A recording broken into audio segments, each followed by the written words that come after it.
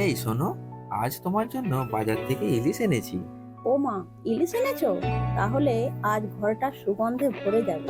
কিন্তু ইলিশের সাইজ এত ছোট কেন? ঠিক রান্না করতে পারলে ছোট ইলিশও ভালো লাগবে। চলো আজ সবার প্রিয় সর্ষে ইলিশ রান্না করি। সর্ষে ইলিশ মানেই একেবারে বাঙালির চিরচেনা ও প্রিয় রেসিপি।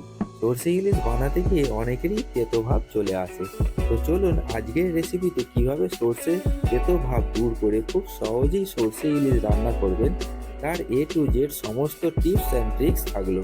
তো আশা করছি আপনারা ভিডিওটি শেষ পর্যন্ত দেখবেন। রেসিপিটির জন্য যে উপকরণ লাগছে: 1 টেবিল চামচ কালো সর্ষে, 2 টেবিল চামচ হলুদ সর্ষে, হলুদ গুঁড়ো, লঙ্কা গুঁড়ো, 5 কোয়া রসুন, 3 টুকরো আদা, কালো জিরে, 5টি কাঁচা লঙ্কা, চিনি, 2 টেবিল চামচ পোস্ত, 500 গ্রাম মাছ ও 100 গ্রাম পেঁয়াজ। পেঁয়াজ কুচি ভালোভাবে পেস্ট করে নিতে হবে। সবার প্রথমে আমি সর্ষে ইলিশের জন্য একটি বাটিতে কালো সর্ষে ও হলুদ সর্ষে নিয়ে জল অ্যাড করে কিছুক্ষণ ভিজিয়ে রাখতে হবে।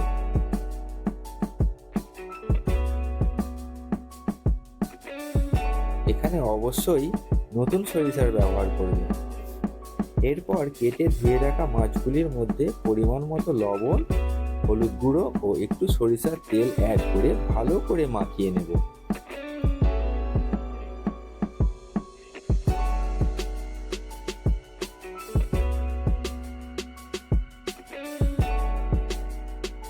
নেক্সট প্রায় আধ ঘন্টা পরে সর্ষে হতে জল আলাদা করে এর মধ্যে 1 চামচ লবণ ও 3টা কাঁচা লঙ্কা অ্যাড করে পেস্ট বানিয়ে নেব। এ সময় আদা, রসুন, পোস্ত পেস্ট করে দিতে হবে। সমস্ত বাটাবাটির পর্ব শেষ করে এইবার মূল রান্নায় চলে আসা যাক। চুলায় প্যান বসিয়ে 30 ml সরিষার তেল দিয়ে গরম হলে মাছগুলি হালকা করে উল্টে পাল্টে ভেজে নেব।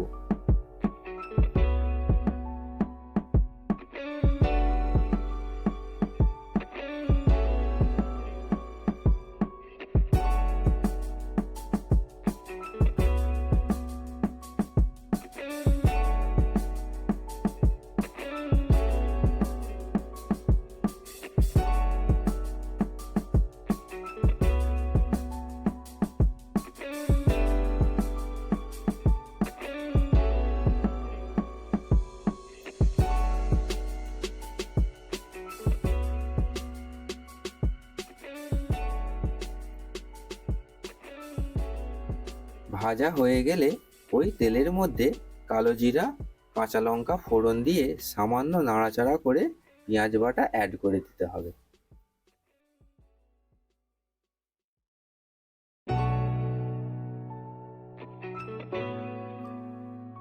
পেঁয়াজ বাটা কিছুক্ষণ রান্না করে নেব।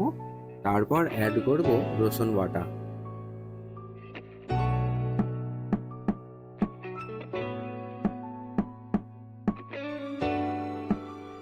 রসুনের কাঁচা গন্ধ চলে গেলে সঙ্গে অ্যাড করে দেব আদা বাটা, 1 চা চামচ হলুদ গুঁড়ো, 1.5 চা চামচ লঙ্কা গুঁড়ো ও মশলা পুড়ে না যাওয়ার জন্য একটু জল অ্যাড করে কিছুক্ষণ রান্না করতে হবে।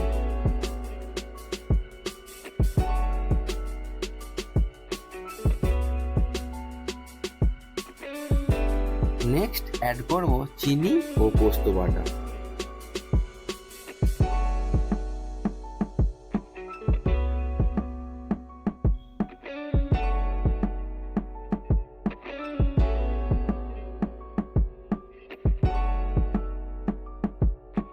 মশলা কষতে কষতে যখন দেখবেন তেল আলাদা হতে শুরু করেছে তখন আপনাদের গ্রেভির পরিমাণ অনুযায়ী জল অ্যাড করতে হবে।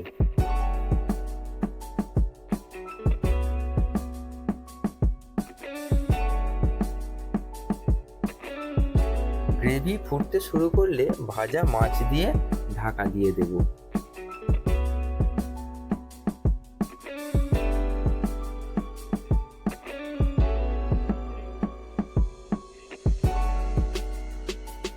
এই সময় বেটে রাখা সর্ষে ছাঁকনির সাহায্যে খোসা আলাদা করে সর্ষের রস গ্রেভির মধ্যে অ্যাড করে দেব।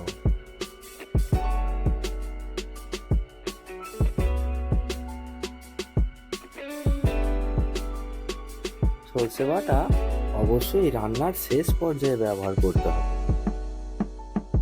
তাহলে রান্নাটি তেতোভাব হবে না। ঢাকা খুলে মাছগুলি সাবধানে উল্টে পাল্টে দিতে হবে। এ সময় লবণ টেস্ট করে নিতে হবে। আমি লবণ টেস্ট করে নিয়েছি, লবণ পারফেক্ট আছে ও কোনো তেতো ভাব হয়নি।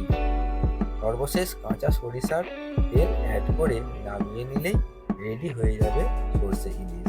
আপনারা এইভাবে সর্ষে ইলিশ বাড়িতে ট্রাই করবেন আর কমেন্ট করে জানাবেন। তো রেসিপিটি ভালো লাগলে অবশ্যই লাইক করবেন আর চ্যানেলে নতুন হয়ে থাকলে প্লিজ সাবস্ক্রাইব করে পাশে থাকবেন। সবাই ভালো থাকবেন, দেখা হচ্ছে পরের ভিডিওতে।